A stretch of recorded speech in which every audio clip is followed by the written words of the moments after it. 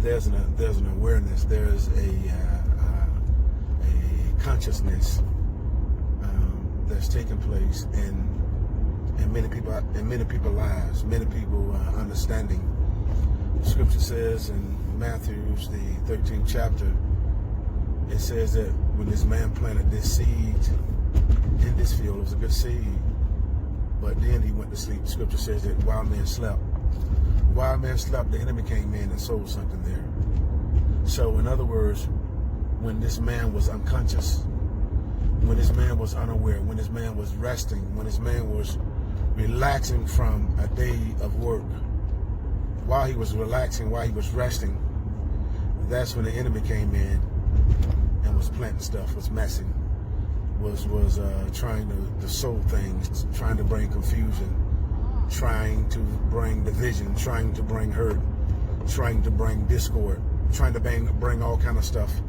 Does that sound familiar in your lives? In many of your lives that are listening to me, the enemy planted stuff. He planted stuff in your life when you didn't expect it. He was doing stuff when you didn't anticipate it. And many of you kick yourself because you should have been aware. You should have been paying attention, but you wasn't. You know, situation or circumstance happened. Something happened that took your mind away from what you were doing.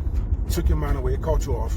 It's like something happened in your life where it put you on like a tranquilizer, where you were given some type of sleeping pill, where you become oblivious to the things that was important to you, and many of you forgot about the things that were important to you, and the more you forgot about those things that were important to you, the more those things that was important to you drifted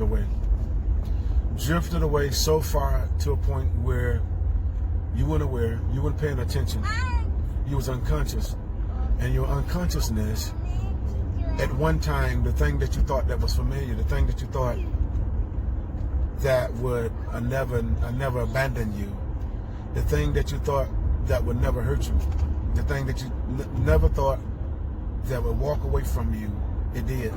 Your comfort zone. Many of you had a comfort zone, and in this comfort zone became your incubator. It became your nourishment. It became your God. It became the thing that you always listen to. And see what happened. You think it was the devil, but it was actually God that caused you to be in this condition where you're broken. It caused you to be in this condition where you're at a place of alone, isolation. You're at a place of hurt. You're at a place of challenge. You're at a place of desperation. All of those things, you're at this place. And see, but if stuff wouldn't have happened, you would have never got it to this place. And see, God has been calling for you to sacrifice certain things. He's been commanding you to do certain things, but you ignored them. You did what you wanted to do. And because you did what you wanted to do, God said, okay, do what you want to do. But what I'm going to do, I'm going to touch something that you care about so much to get your focus, to get your attention, to get you to a place where I can talk to you again. Am I talking to you? God had to touch something that you loved. And in him touching something that you love more than life broke you down. And so now, hear the background. God got your attention. And now that God got your attention, God is speaking to you. And this time, don't ignore him. This time, as he's speaking, listen to him completely. Ignore the noise around you. Ignore the surroundings.